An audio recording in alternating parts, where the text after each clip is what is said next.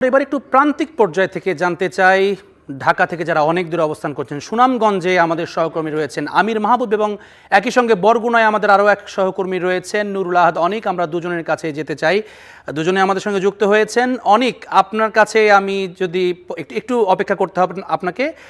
আমরা শুরুতে সুনামগঞ্জে যেতে চাই। সুনামগঞ্জে কি অবস্থা আমির, আপনি যদি আমাদের একটু জানান যে সেখানে কি অবস্থা চলছে এখন, প্রচার প্রচারণায় উৎসাহ উদ্দীপনা কেমন দেখছেন, মানুষ গণভোটের বিষয়টি নিয়ে কতটা সচেতন, এই বিষয়টাও যদি বলেন।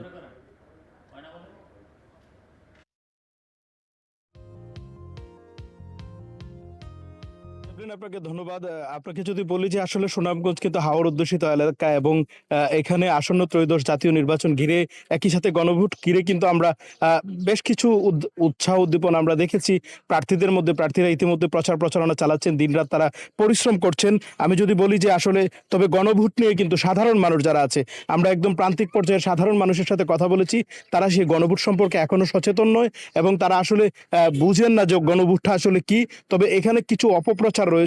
বিশেষ করে এখানে বলা হচ্ছে যে গণভোটে যদি গ্রামীণ পর্যায়ে যে সমস্যাটা আমরা দেখছি, যে গণভোটে যদি ভোট প্রদান করা হয় তাহলে বিসমিল্লাহ থাকবে না সংবিধানে।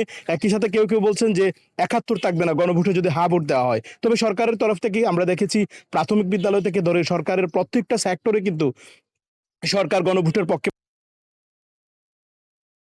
তারা সামগ্রিকভাবে বলার চেষ্টা করছেন যে ৪টি বিষয় রয়েছে গণভোটের ব্যালট পেপারে, সেগুলো কিন্তু জনগণের সামনে তুলে ধরার চেষ্টা করছে। ব্যানার, ফেস্টুন, মাইকিং এর মাধ্যমে সেই প্রচারণা চালাচ্ছেন। তবে প্রান্তিক পর্যায়ের মানুষের কাছে এখন পর্যন্ত কিন্তু গণভোট সম্পর্কে সুস্পষ্ট ধারণা নেই।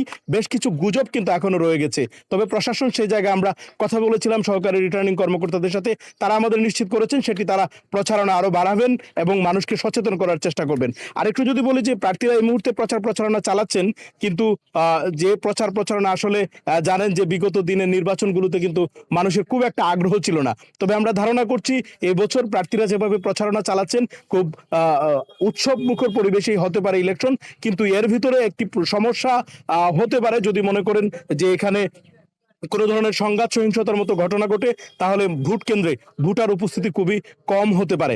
কারণ হচ্ছে মানুষ আতঙ্কের মধ্যে থাকলে স্বাভাবিকভাবে ভোটার উপস্থিতি হবে না।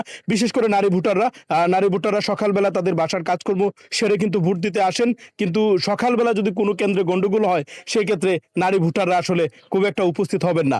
এই জন্য সার্বিকভাবে বলা চলে যে ইলেকশনটাকে যদি ফ্রি অ্যান্ড ফেয়ার করা যায় এবং সহিংসতা রোধ করা যায় কিংবা সংঘর্ষ এড়ানো যায়, তাহলে অনেকটাই সম্ভব হবে ভোটার উপস্থিতি বাড়ানো। যেটি বলছিলাম যে আসলে যদি এখান থেকে এই সুনামগঞ্জের প্রার্থীরা যে প্রচার প্রচারণা চালাচ্ছেন, সুনামগঞ্জের প্রার্থীরা দাঁড়ে দাঁড়ে যাচ্ছেন এবং মানুষকে বোঝানোর চেষ্টা করছেন গণভোট এবং জাতীয় নির্বাচনে ভোট প্রদানের জন্য। যেমন এই ছিল সুনামগঞ্জ থেকে সর্বশেষ। ধন্যবাদ আমির। আমরা একটু এবারে চলে যেতে চাই বরগুনায়। অনেক, আপনি আমাকে শুনতে পাচ্ছেন? আমরা সুনামগঞ্জে যুক্ত ছিলাম, একই প্রশ্ন আপনার কাছেও। কি অবস্থা বরগুনাতে, মানুষের ভেতরে ভোট নিয়ে উৎসাহ উদ্দীপনা কেমন, প্রার্থীদের প্রচারণায় ব্যস্ততা কেমন, কি প্রতিশ্রুতি দিচ্ছেন আসলে তারা?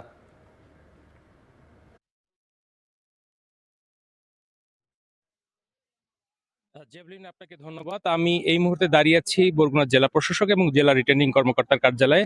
আমি যদি আপনাকে বলি, বরগুনা হচ্ছে উপকূলীয়বর্তী জেলা এবং বাংলাদেশের সর্বশেষ যে সাগর বেষ্টিত জেলা হচ্ছে বরগুনা। এই জেলায় কিন্তু প্রায় 8.5 লাখ ভোটার রয়েছেন। এবার জাতীয় সংসদ নির্বাচনে তারা ভোট দিবেন। আমি যদি আপনার বরগুনার জেলার রাজনৈতিক ইতিহাস যদি আমি বলি, সেখানে 1996 সালের পর বরগুনা 1 আসনে কিন্তু আওয়ামী লীগ সরকার ছাড়া অন্য কোনো দল আর এই আসনটিতে জয়লাভ করেনি। এই সেই যে বরগুনা 1 আসন এবং 1 আসনের যে আওয়ামী লীগ সরকারের জয়লাভের পর তাদেরই কিন্তু বিভিন্ন যে স্বতন্ত্র প্রার্থী এবং তাদের সমমনা যে প্রার্থীরা, তারাই কিন্তু বরগুনা 1 আসনে এতদিন ক্ষমতায় ছিলেন। সেক্ষেত্রে কিন্তু অন্য যেসব রাজনৈতিক দল আছে, সেই রাজনৈতিক দলদের জন্য বরগুনার নির্বাচনী আসনগুলোতে একটু চ্যালেঞ্জ দেখা দিচ্ছে। বিশেষ করে বরগুনা 1 আসনে আমরা তারপর তাদের সাথে কথা বলেছি যারা প্রার্থী রয়েছেন বরগুনা। যেমন যদি আপনাদেরকে জানাই, বরগুনা 1 আসনে এখন বর্তমানে প্রার্থী রয়েছেন 4 জন। এর মধ্যে বিএনপি, ইসলামী আন্দোলন, খেলাফত মজলিস এবং জাতীয় পার্টির জেপির পক্ষ থেকে এই আসনটিতে প্রার্থী দেওয়া হয়েছে। তারা কিন্তু প্রতিদিনই মানুষের বাড়ি বাড়ি যাচ্ছেন এবং এই যে আওয়ামী অধ্যুষিত যে বিষয়টি ছিল সেই দিক থেকে কিন্তু তারা চেষ্টা করছেন এই আসনগুলোতে বরগুনাকে প্রচার প্রচারণার মধ্যে রাখতে। আমি যদি আরেকটি বিষয় বলি, বরগুনা ২ আসনও একই অবস্থা। বরগুনা ২ আসনে আওয়ামী লীগ সরকার থাকলেও কিন্তু বিএনপির একটি আধিপত্য ছিল।